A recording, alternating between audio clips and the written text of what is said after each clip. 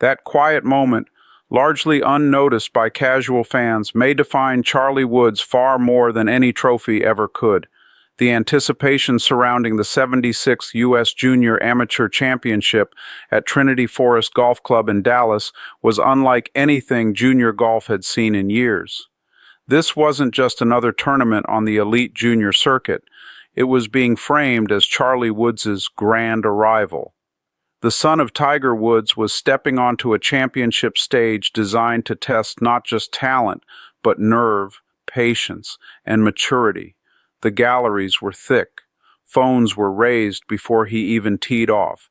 And walking just a few steps behind him, inside the ropes, was Tiger Woods himself. Silent, watchful, impossible to ignore. Charlie wasn't treated like a typical 16-year-old competitor. He was treated like a storyline.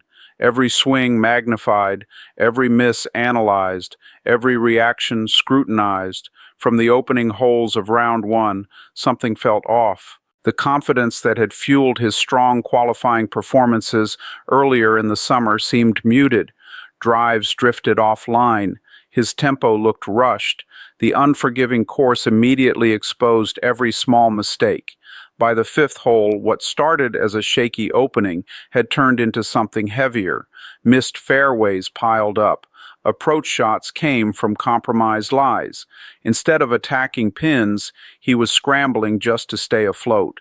And Trinity Forest doesn't reward survival golf. It demands commitment, precision, and emotional control. Charlie had none of that working in his favor that day. When he finally walked off the 18th green, the scoreboard told a harsh story. 81, 11 over par, near the very bottom of the field, around 242nd out of 264 players. For a tournament many believed could be his breakout, it was a stunning collapse. The statistics reinforced how brutal the day was. Charlie hit just 3 fairways on a championship setup. Devastating.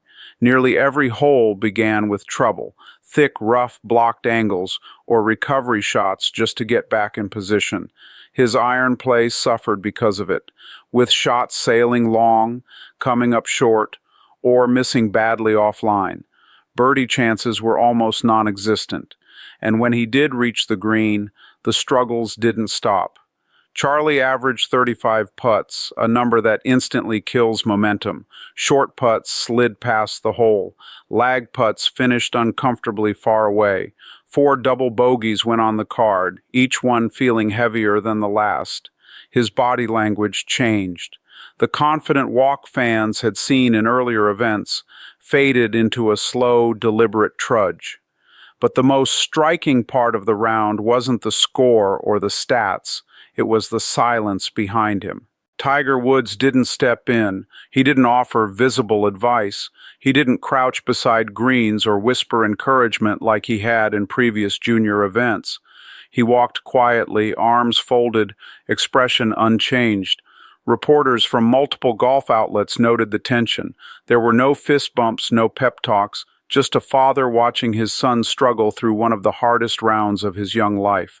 Several times Charlie glanced back toward Tiger, not in panic, but in uncertainty, as if searching for reassurance. Tiger gave none, and that silence was louder than anything he could have said. This wasn't Tiger the coach. This was Tiger the witness, allowing his son to experience the full weight of competition without a safety net. Buried inside that painful round were moments that mattered more than they appeared. On the back 9, Charlie made 2 birdies, including a confident putt on the par 3 13th. For a brief stretch, the swing looked freer. The tempo steadied. The crowd leaned back in. It didn't lead to a comeback, but it proved something important. He hadn't lost his game entirely. The final result stayed at 81. The damage was done. Analysts quickly dissected the performance. Some questioned whether Charlie was ready for this level. Others pointed to the immense psychological burden of carrying the Woods name. What became clear was that this wasn't just a technical breakdown. It was emotional, mental. The collision between expectation and reality had arrived all at once. For many teenagers, a round like that would linger. It would bleed into the next day. Confidence would evaporate. The temptation to mentally check out would be overwhelming. Charlie Woods didn't do that. When he returned for round two, he looked different. Not flawless, not dominant, but composed. He found more fairways. His approach shots had better shape and intent. The reckless mistakes disappeared. Most importantly, the emotional spiral was gone. He played golf instead of fighting it. Charlie shot a 74, 3 over par, no double bogeys, no collapse, just steady, controlled golf. In isolation, it wasn't spectacular, but in context, it was extraordinary. After one of the most public struggles of his young career, under the brightest spotlight he'd ever faced, he responded with maturity. It wasn't enough to save his tournament. The cut line for match play sat at +2. Charlie finished at +4, missing it by 2 shots. The week was over. NBC Sports labeled it one of the most high-profile exits of the championship, not because Charlie was expected to win, but because so many believed he was ready to contend. But something shifted in that second round. Tiger Woods didn't speak publicly about it. He didn't need to. Those close to the situation noticed the change. The silence wasn't disappointment anymore. It was understanding. Charlie hadn't folded. He hadn't withdrawn. He hadn't blamed the course, the pressure, or the expectations placed on him since birth. He showed up again. That's what left Tiger speechless. Because Tiger knows better than anyone what golf demands before it gives anything back. He knows greatness isn't built on highlight clips or junior trophies. It's forged in moments like this: public failure, private resolve, and the decision to walk back into the fire instead of away from it. Charlie Woods doesn't just play golf. He carries a surname that reshaped the sport. Every result is magnified, every stumble dissected. His performance at Trinity Forest wasn't judged like any other juniors.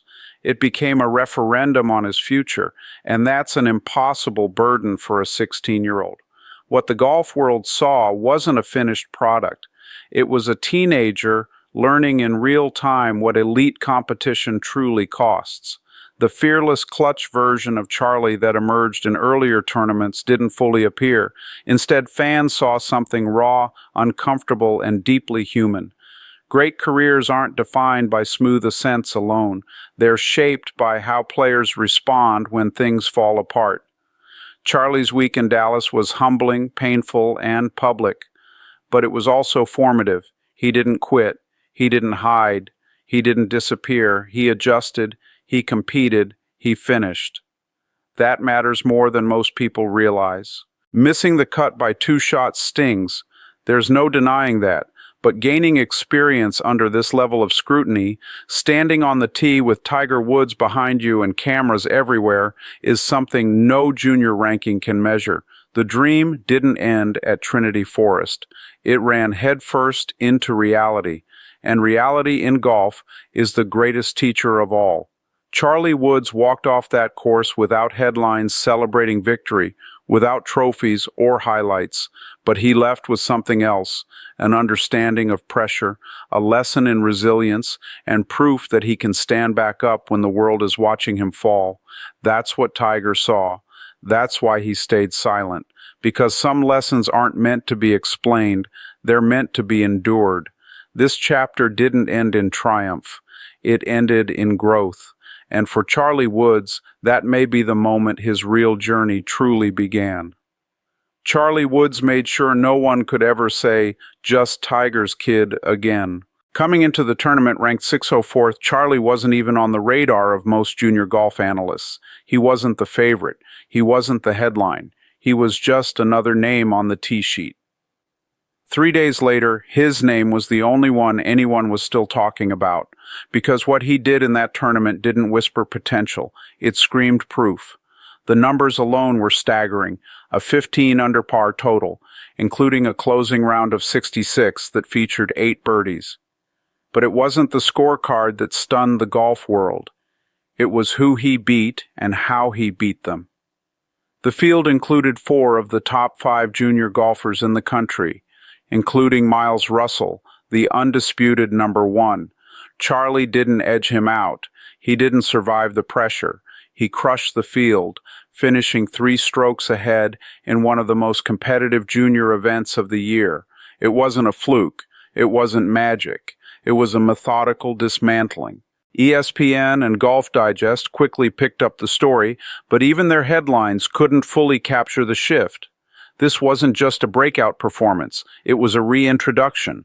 For the first time, fans, coaches, and even fellow players began to refer to him not as Tiger's son, but as a serious standalone title contender.